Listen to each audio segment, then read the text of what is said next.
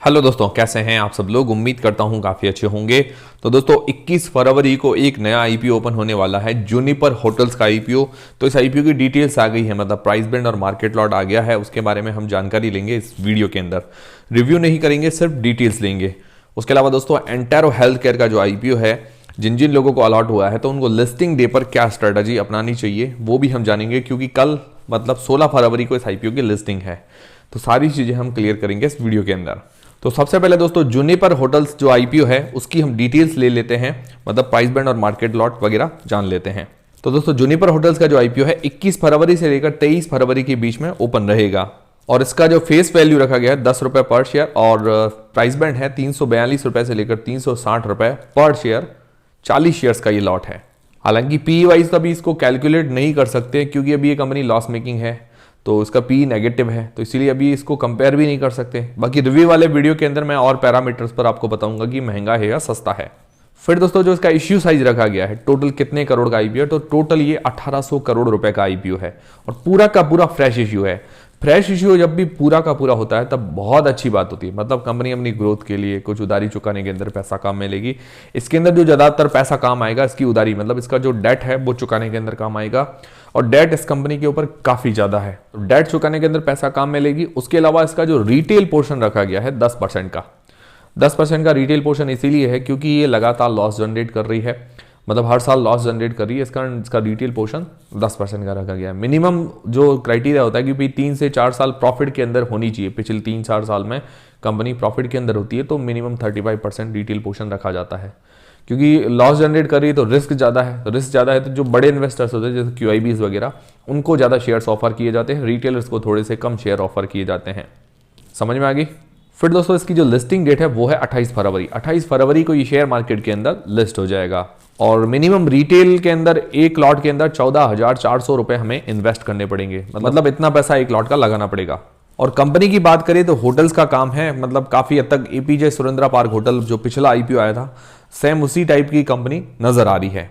पर ये कंपनी जो है थोड़ी सी फाइनेंशियली कमजोर नजर आ रही है, क्योंकि लगातार लॉस जनरेट कर रही है। उसके अलावा डेट भी काफी हाई है इस आईपीओ के ऊपर, मतलब इस कंपनी के ऊपर। बाकी इसका जो अलॉटमेंट स्टेटस है हमें की फिनटेक की वेबसाइट पर देखने को मिल जाएगा।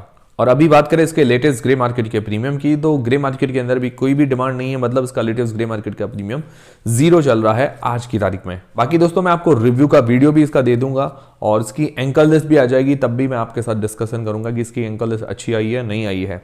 और रिव्यू वाले वीडियो के अंदर और भी ज्यादा क्लियर हो पाएगी कि भाई अप्लाई करने जैसा है भी या नहीं आई भी। इसीलिए हमसे जुड़े रहिए। और दोस्तों ये अब अपकमिंग आईपीओ आते जा रहे हैं, आप अप्लाई करना चाहते हैं, आपके पास या आपके फैमिली मेंबर्स में किसी के पास डीमेट अकाउंट नहीं है, तो आप धानी स्टॉक्स के साथ डीमेट अकाउंट खुलवा सकते हैं, क्योंकि Dhani stocks is leading online platform जो हमें ऑफर करता है wide range of investment options across all segment.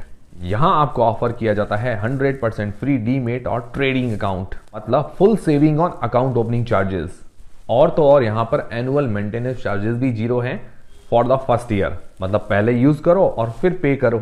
सबसे बेस्ट बात यह है कि यहां पर 0 ब्रोकरेज लगता है ऑन इक्विटी डिलीवरी, और इक्विटी इंट्राडे के अंदर सिर्फ 10 रुपए ब्रोकरेज लगती है। और अगर आप ट्रेड करना चाहते हो FNO के अंदर तो फ्लैट 20 रुपीज ब्रोकरेज से स्टार्ट कर सकते हो। और धानी स्टॉक पर रजिस्टर करना बहुत ही सिंपल है, ये पूरी तरह से ऑनलाइन है। और मैं आपको ये भी बता दूं ये बहुत ही क्लीन और ईजी टू यूज ऐप है। इसके अलावा धानी स्टॉक अपने यूजर्स को कई सारे फीचर्स भी प्रोवाइड करवाता है, stock fundamental and financial details, IPO updates, multiple customised watch list, advance charts, option chain, trading plans and much more. और हाँ, सबसे इंपॉर्टेंट बात, धानी स्टॉक पर मिलता है मार्जिन ट्रेडिंग फैसिलिटी, वो भी 9.9 पर एनम इंटरेस्ट रेट के साथ। तो गाइज आप भी ब्रोकरेज फ्री इक्विटी ट्रेडिंग करना चाहते हो, वो भी बिना किसी एक्स्ट्रा चार्ज की, तो धानी ऐप की जो लिंक है वो मैंने डिस्क्रिप्शन और पिन कमेंट के अंदर प्रोवाइड करवा दी है। Investment in securities market are subject to market risks. Read all the related documents carefully before investing. अब दोस्तों बात करते हैं एंटारो हेल्थ केयर का जो आईपीओ है इसकी लिस्टिंग डे पर स्ट्रेटजी क्या होनी चाहिए। तो सबसे पहले दोस्तों इसकी जो लिस्टिंग डेट है वो है 16 फरवरी, मतलब कल की तारीख में। ठीक है, 9 बजे मार्केट खुलता है, 10 बजे किसी भी आईपीओ की लिस्टिंग होती है, तो 10 बजे के आसपास ये शेयर मार्केट के अंदर हमें लिस्ट होता हुआ देखने को मिल जाएगा। अब इसकी अंदाजन लिस्टिंग प्राइस, अंदाजन लिस्टिंग गेन्स वगैरह जान लेते हैं। देखिए कुछ भी चीजें फिक्स नहीं होती है, सिर्फ एक अंदाजा मैं आपको बता रहा हूँ, फिक्स नहीं है। भाई जीएमपी अभी जो इसकी चली है, जीएमपी के अंदर मतलब कोई भी डिमांड नहीं, ग्रे मार्केट के अंदर कोई भी डिमांड नहीं है इस आईपीओ की आज की तारीख में, और नेगेटिव लिस्ट होते हुए भी नहीं दिखा रहा है। मतलब लिस्टिंग गेंस तो मिलेगा नहीं, ये ऐसा लग रहा है जिस हिसाब से इसकी जीएमपी चल रही है। लिस्टिंग गेंस मिलने की संभावनाएं बहुत कम नजर आ रही है, क्योंकि देखा जाए इस आईपीओ की स्टार्टिंग से ही डिमांड नहीं थी, मतलब स्टार्टिंग से ही कोई भी डिमांड नहीं बता रही थी, बहुत कम डिमांड थी इस आईपीओ की, इसीलिए लिस्टिंग गेंस की तो उम्मीद लगा नहीं सकते। और एम्प्लॉइज को क्या है कि 119 रुपए का डिस्काउंट मिला था, तो हो सकता है अगर बराबरी में ये लिस्ट हो जाए तो एम्प्लॉइज को कुछ फायदा मिल सकता है कि भाई उनको थोड़ा बहुत लिस्टिंग गेंस मिल जाए। अब देखिए इसके अंदर लिस्टिंग गेंस मिलने की तो संभावना ही नहीं है, बट फिर भी हमारी स्ट्रेटजी क्या होनी चाहिए, मतलब काफी लोगों ने भाई इसके सेक्टर को देखते हुए इन्वेस्ट किया होगा, लॉन्ग टर्म के लिए इन्वेस्ट किया होगा, तो स्ट्रेटजी क्या होनी चाहिए, इसके लिए हम इसके पॉजिटिव्स नेगेटिव्स दोनों ही देख लेते हैं, जिससे क्या है कि आपकी क्लैरिटी आ जाएगी। तो सबसे पहली चीज, डिमांड तो देखिए शुरुआत से ही नहीं थी, और देखिए तो सारे पोर्शन जो सब्सक्रिप्शन भी मिला था, सब्सक्रिप्शन भी कुछ खास नहीं मिला था, एनआईआई पोर्शन अंडर सब्सक्राइब ही रहा था, मतलब लगभग सारे पोर्शन अंडर सब्सक्राइब जैसे ही थे। स्पेशली क्यूआईबीज ने बढ़िया पैसा लगा दिया आखिरी दिन, इस कारण क्या है कि इसको फुल्ली सब्सक्रिप्शन मिल गया, बाकी वरना ये अंडर सब्सक्राइब रह जाता। पॉजिटिव बात करें तो पॉजिटिव में इसका सेक्टर यूनिक है, अलग सेक्टर की कुछ कंपनी है, इसकी जैसी ज़्यादा कंपनीज लिस्टेड नहीं है। ये कंपनी क्या करती है कि जितने भी ऑल इंडिया के अंदर कंपनीज है, अपने जो भी प्रोडक्ट्स वगैरह सेल करती है, तो ये क्या करती है अपने एक ही प्लेटफॉर्म से और सारी कंपनियों के प्रोडक्ट्स ऑल इंडिया के अंदर सेल करती है, तो ये बेनिफिट है, मतलब ये इंडिया का टॉप डिस्ट्रीब्यूटर्स में भी इसका नंबर आता है।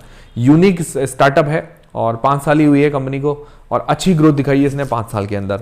रेवेन्यू के अंदर भी साल दर साल बढ़िया ग्रोथ देखने को मिल रही है। बाकी इसकी एंकर लिस्ट बहुत ही बढ़िया आई है, उसके अलावा इसके प्रमोटर ग्रुप काफी एक्सपीरियंस्ड है, तो ये इसके कुछ पॉजिटिव पॉइंट्स हो जाते हैं, जिससे ये कंपनी थोड़ी सी मजबूत नजर आ रही है। कंपनी के नेगेटिव्स देखें तो नेगेटिव्स ज्यादा हैं, वो थोड़े हावी हो जाते हैं। तो सबसे बड़ा तो मुझे नेगेटिव पॉइंट लगा कि इसकी वैल्यूएशंस बहुत आई है, महंगी वैल्यूएशंस पर ये आईपीओ लेकर आ रहे हैं, तो ये सबसे बड़ा नेगेटिव पॉइंट लगा मुझे इस कंपनी का। अब देखिए स्टार्टअप है, स्टार्टअप क्या है कि सही वैल्यूएशंस पर आने चाहिए, महंगी वैल्यूएशंस पर नहीं आनी चाहिए। अभी नई कंपनी है तो वैल्यूएशन रीजनेबल हो तो लोग अट्रैक्ट होंगे। वैसे देखा जाए अब जितने भी अभी स्टार्टअप आ रहे हैं सब महंगी वैल्यूएशंस लेके आ रहे हैं, ये सबसे बड़ा नेगेटिव पॉइंट है। दूसरा, वैल्यूएशंस भी महंगी मांग रहे हैं, उसके अलावा ये हर साल लॉस भी जनरेट कर रही है। इस साल माइनर सा इसने प्रॉफिट जनरेट किया है, पर वो भी बहुत कम है। तो देखिए कंपनी अगर अच्छा परफॉर्मेंस कर रही है, मतलब मार्केट में बढ़िया पोजीशन बना रही है, तो क्या है कि वैल्यूएशंस महंगी मांगे तो चलता है, पर अभी प्रॉफिट भी जनरेट नहीं कर रही है और वैल्यूएशंस भी महंगी मांगेगी तो थोड़ा सा खराब लगेगा। बाकी इस कंपनी के ऊपर डेट ज़्यादा है, मतलब उधारी ज़्यादा है, आईपीओ के पैसे से कुछ डेट अपना पे करेगी, पर उसके बाद भी इसके ऊपर डेट रह जाएगा। तो ये कुछ इसके चुनिंदा नेगेटिव्स ही है, डेट है और उसके ऊपर वैल्यूएशंस महंगी है, पर ये क्या कि नेगेटिव्स थोड़े हावी बढ़ जाते हैं।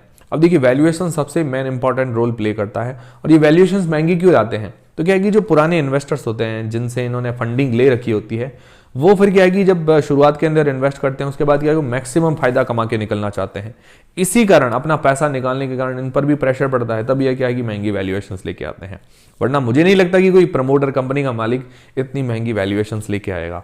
अगर आप भी किसी कंपनी के मालिक हो, आपको भी पता है कि कोई चीज मान लो 100 रुपए में बिक रही है मार्केट के अंदर, तो आप ज्यादा से ज्यादा 110 रुपए में बेचोगे, 120 रुपए में बेचोगे। आप यूं तो नहीं सीधा 500 रुपए मांगोगे, तो वो तो आप भी नहीं करोगे। अब आपके ऊपर कोई दबाव होगा तो वो अलग चीज है। अब स्ट्रेटजी तो क्या होनी चाहिए भाई, जिसको लगता है कि भाई सेक्टर के अंदर अच्छी ग्रोथ है, आने वाले टाइम में ग्रोथ कर सकता है, तो वो तो अलग चीज है, ठीक है, क्योंकि एंकल लिस्ट वगैरह ठीक आई है, तो वो एक अलग मैटर हो जाता है। पर जिनको लगता है कि हम फंस गए हैं भाई, हमने गलती से इन्वेस्ट कर दिया, हमको इन्वेस्ट नहीं करना चाहिए था, तो वो लिस्टिंग वाले दिन भी एग्जिट हो सकते हैं, मतलब बराबरी के अंदर, या थोड़ा बहुत लॉस लेकर भी एग्जिट हो सकते हैं। कि पर्सनली देखा जाए तो मेरी तो अभी तक कोई भी स्ट्रेटजी नहीं है इस आईपीओ को लेकर। उसका रीजन ये है कि भाई सेक्टर वगैरह बढ़िया है, पर अभी तक लॉस जनरेट करी, दूसरा वैल्यूएशंस बहुत हाई है, तो कुछ ऐसी चीजें होती भाई सोचने जैसी, तो क्या है कि हम स्ट्रेटजी भी बनाते हैं, बट अभी इसके अंदर कुछ ज्यादा स्ट्रेटजी बनाने जैसा भी नहीं है। मैंने आपको पॉजिटिव्स नेगेटिव सारी चीजें क्लियर कर दी है। अब डिसीजन आपने भी बना लिया होगा कि आपको क्या करना है, इसको होल्ड करना है या सेल करना है, मुझे कमेंट करके जरूर बताइएगा। और मेरी तरफ से कोई होल्ड करने, सेल करने का या बाय करने का, सेल करने का कोई भी रेकमेंडेशन या डिसीजन नहीं है। जो भी आप डिसीजन बनाएं अपनी रिस्क और अपना एनालिसिस लगा के बनाएं, और आप लोग क्या करेंगे मुझे कमेंट करके जरूर बताइएगा। बाकी दोस्तों वीडियो, उम्मीद करता हूं हमारा वीडियो, हमारी जानकारी आपको काफी पसंद आई होगी और हेल्पफुल रही होगी। हेल्पफुल रही है तो वीडियो को एक लाइक जरूर करें, और उसके अलावा चैनल को सब्सक्राइब कर लें। और दोस्तों ढानी स्टॉक्स का जो लिंक है वो मैंने डिस्क्रिप्शन और पिन कमेंट के अंदर प्रोवाइड करवा दी है, चेकआउट करना मत भूलिएगा। मिलते हैं दोस्तों अगले वीडियो के अंदर।